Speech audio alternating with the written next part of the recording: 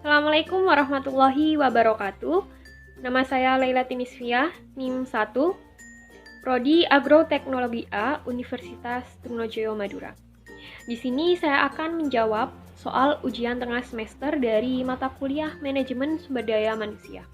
Untuk soal yang pertama, ialah pengaruh dan hubungan dari karakter, kompetensi, dan kepemimpinan terhadap manajemen sumber daya manusia. Jadi, hubungan karakter, kompetensi, dan kepemimpinan berpengaruh terhadap kualitas manajemen sumber daya manusia. Sumber daya manusia yang berkarakter akan membentuk sumber daya manusia yang berkualitas dan memadai. Kompetensi sumber daya manusia adalah sebuah aset eksisnya suatu organisasi.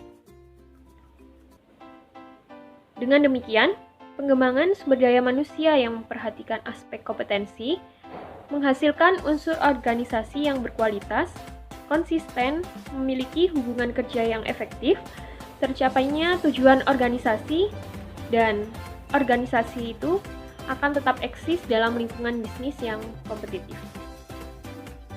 Peranan pemimpin dalam suatu organisasi yakni dapat memberikan semangat kerja kepada para pegawai dalam melaksanakan tugas-tugas yang diberikan kepada pegawainya, sehingga tujuan dari organisasi akan tercapai dengan baik. Untuk soal yang kedua, ialah penerapan dan metode yang digunakan dari perencanaan, desain, dan analisis jabatan dalam manajemen sumber daya manusia. Untuk yang pertama ialah perencanaan manajemen sumber daya manusia.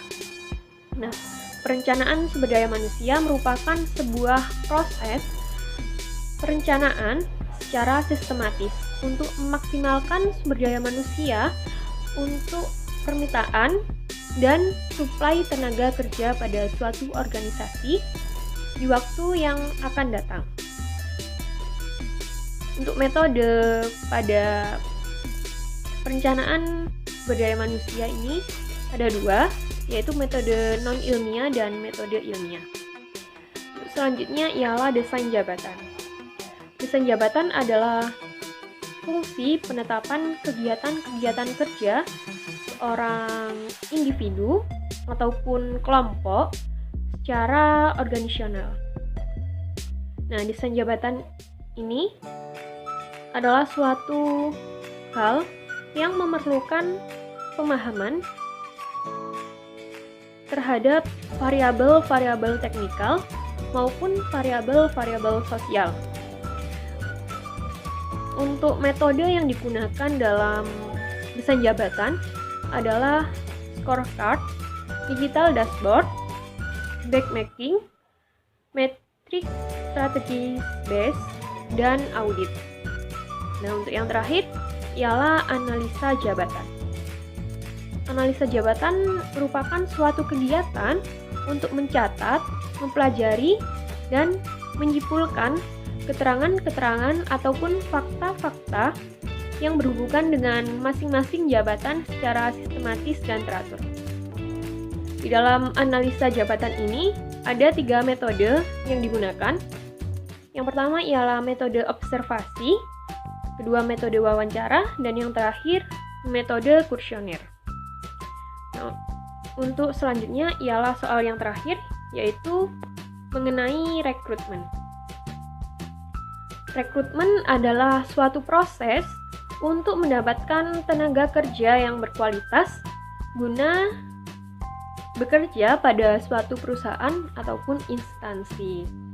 Nah, tujuan dari rekrutmen ini adalah untuk mendapatkan calon karyawan yang memungkinkan pihak manajemen untuk memilih ataupun menyeleksi calon sesuai dengan kualifikasi yang dibutuhkan oleh organisasi ataupun perusahaan. Nah, sumber dari rekrutmen ini ada 2. Yang pertama ialah sumber internal, merupakan karyawan yang akan mengisi lowongan kerja yang diambil dari dalam perusahaan itu sendiri dengan cara memutasikan ataupun pemindahan karyawan yang memenuhi spesifikasi pekerjaan tersebut. Nah, pemindahan karyawan ini bisa bersifat vertikal ataupun horizontal. Yang kedua ialah sumber eksternal, merupakan rekrutan tenaga kerja dari luar perusahaan. Biasanya meliputi lembaga-lembaga pendidikan, serikat-serikat buruh, dari media massa, maupun sumber-sumber lainnya. Keunggulan dan kekurangan dari sumber rekrutmen ini yaitu yang pertama, sumber internal. Kelebihan dari sumber internal ini adalah meningkatkan moral kerja dan kedisiplinan karyawan karena ada kesempatan promosi ataupun naik jabatan. Kemudian perilaku dan loyalitas karyawan semakin besar terhadap perusahaan. Kemudian biaya perekrutan relatif kecil karena tidak perlu memasang iklan, tidak perlu promosi. Kemudian waktu perekrutan juga relatif singkat dan kestabilan karyawan semakin baik. Untuk kelemahan sumber internal ini, kewibawaan karyawan yang dipromosikan kurang dan kurangnya membuka kesempatan sistem kerja baru dalam perusahaan karena hanya mengambil karyawan dari dalam perusahaannya saja. Kemudian yang kedua, sumber eksternal. Nah, kelebihan dari sumber eksternal adalah kewibawaan pejabat relatif baik dan kemungkinan membawa sistem kerja baru yang lebih baik. Untuk kelemahan sumber eksternal ini, prestasi karyawan lama cenderung turun karena tidak ada kesempatan untuk promosi ataupun naik jabatan. Kemudian biaya perekrutan relatif besar karena dibuat untuk memasang iklan dan juga untuk biaya rekrutmen dan seleksi.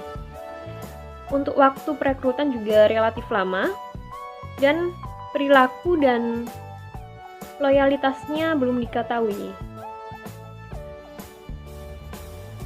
Oke, itu saja yang dapat saya sampaikan.